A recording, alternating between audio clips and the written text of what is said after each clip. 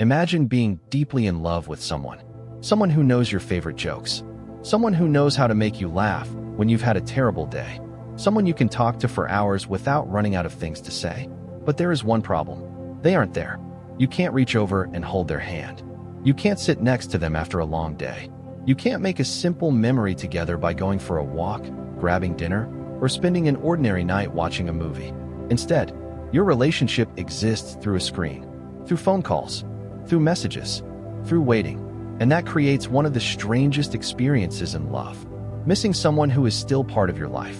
Because in most situations, when we miss someone, it means they are gone. But in a long-distance relationship, they aren't gone. They are just far away. And somehow, that can be even harder.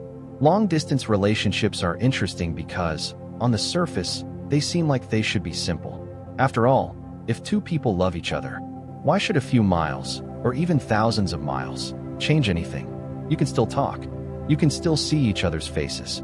You can still tell each other about your day. Modern technology has made it easier than ever to stay connected. But despite all of this, many couples discover something unexpected. Talking to someone is not the same as being with someone. Because human beings were not designed to build relationships through words alone. We are wired for presence. Think about the people you feel closest to. What are the memories you usually remember? Maybe it's not the deep conversations. Maybe it's the ordinary moments. Cooking together, running errands, laughing at something random, sitting quietly in the same room without needing to say anything. Those moments seem insignificant while they're happening, but they create something incredibly important. A sense of shared life. A feeling that two people are moving through the world together. And that is one of the biggest challenges of long-distance relationships. The relationship can still exist emotionally, but the shared daily experience becomes much harder to create. The human brain forms connections through repetition. Think about a routine you have. Maybe you wake up at the same time every day. Maybe you take the same route to work. Maybe you always stop at the same coffee shop. Eventually, those patterns become automatic. Relationships work in a similar way. When you spend time with someone consistently, your brain begins to build expectations around their presence. You expect them to be there. You expect their voice. You expect their reactions. You expect the comfort of knowing they are nearby. This is part of why losing physical closeness can feel so unsettling. Your brain has created a pattern, and suddenly, that pattern is interrupted. This is also why long distance can create a strange emotional conflict. One moment, you can feel incredibly close to someone. You're laughing on a video call. You're sharing your thoughts. You're telling each other about your day. And then the call ends. The screen goes dark. And suddenly, you're alone again. The person who makes you feel safe is still there, but they aren't physically there. That creates a feeling many long-distance couples know well. Emotional closeness mixed with physical absence. And that combination can be incredibly difficult for the human brain to process. One reason this happens is because physical touch plays a much bigger role in relationships than many people realize. A hug after a difficult day, holding someone's hand, sitting close to them, even simple physical presence. These experiences communicate safety to the brain. They remind us, this person is here. I am not alone. I am connected. When that physical connection is missing, couples often have to create reassurance in different ways. Through communication, through consistency, through trust. But those things require intentional effort. And that's where long-distance relationships begin to reveal something important. Distance itself is not always the problem.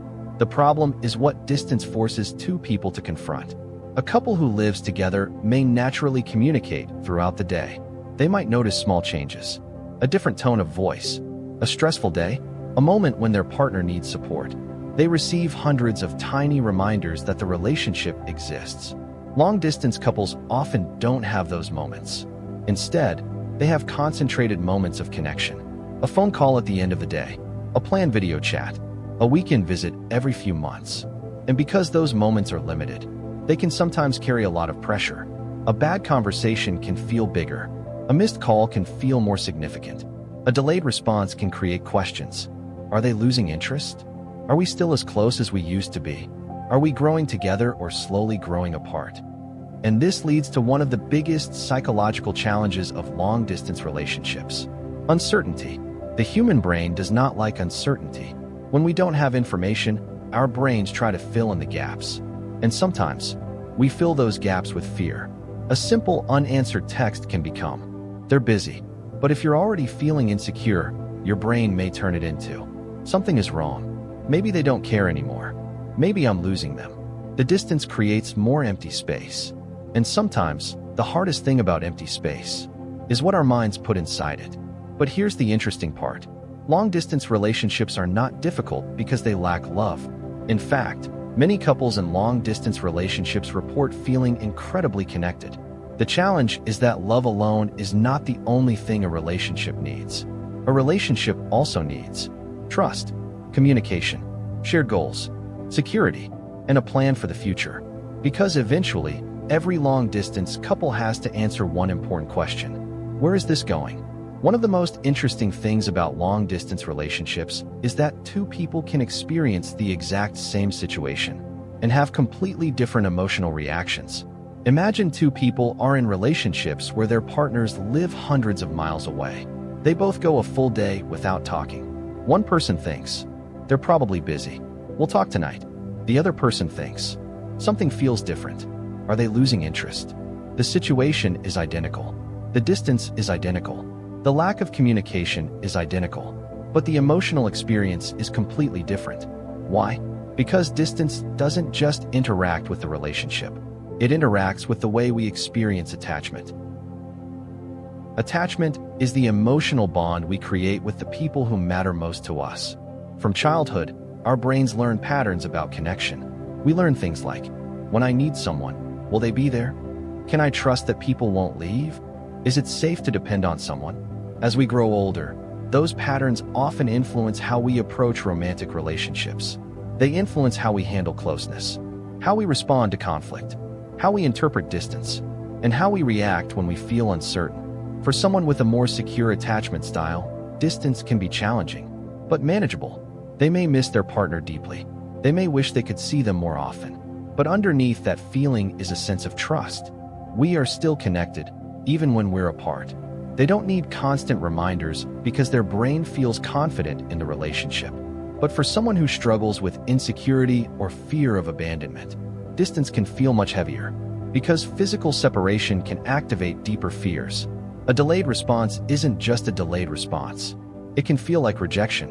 A change in someone's tone isn't just a bad day. It can feel like a warning sign. A canceled visit isn't just a schedule issue. It can feel like proof that the relationship is falling apart. And this is one of the hardest parts about long-distance relationships. The brain does not always respond to what is happening. It responds to what it believes is happening. Two people can experience the same silence. One person experiences peace. The other experiences panic. The difference isn't necessarily how much they love each other. It is how their brain interprets uncertainty. This is why communication becomes so important in long-distance relationships. But not just communication in the sense of, "Did you text me today?" Healthy communication is not about creating a constant stream of proof that someone still cares. It's about creating emotional safety. It's saying, "I know this distance is hard, but we're still a team.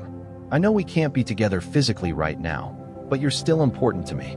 I know we have separate lives, but we're building towards something together." Those conversations help calm the part of the brain that fears uncertainty.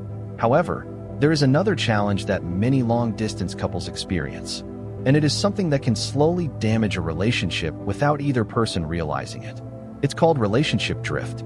Relationship drift happens when two people don't necessarily stop caring. They just slowly stop sharing their lives. At first, everything feels exciting. The messages are constant. The calls last for hours. Every detail feels important. You want to tell them everything. But over time, life continues. Work gets busy. Responsibilities increase. New routines form. And without intentional effort, the relationship can slowly become something you maintain rather than something you actively experience. This can be especially difficult because long-distance couples don't always notice the change immediately. A couple who lives together may notice small signs. Less conversation, less affection, less quality time. But when you're separated by distance, those changes can hide behind practical excuses. They're just busy. This week has been stressful. We'll talk more when things calm down. And sometimes those things are true. Life really does get busy. But relationships require attention. Not because love isn't real, but because anything important needs care. This is why successful long-distance relationships often have something in common. They create intentional connection. They don't simply hope closeness happens. They build it. They create traditions. Maybe it's a weekly video call. Maybe it's watching the same show together. Maybe it's sending a message when they wake up. Maybe it's planning the next visit, so there is always something to look forward to. These things might seem small, but psychologically they matter, because they remind the brain, this relationship is still part of my life. Another important factor is having a shared future, because distance becomes much harder when there is no clear direction. Imagine walking toward a destination. Even if the journey is difficult, you can tolerate it if you know where you're going. But imagine walking forever without knowing the destination. Eventually, exhaustion sets in. Long-distance relationships are similar. A couple can handle incredible challenges when they believe, this is temporary. We're working toward being together. There is a plan. But uncertainty about the future can slowly drain even strong relationships. This is why one of the most important questions for long-distance couples isn't, do we love each other? The more important question is, are we building toward the same future? Because love creates the connection, but direction creates the stability.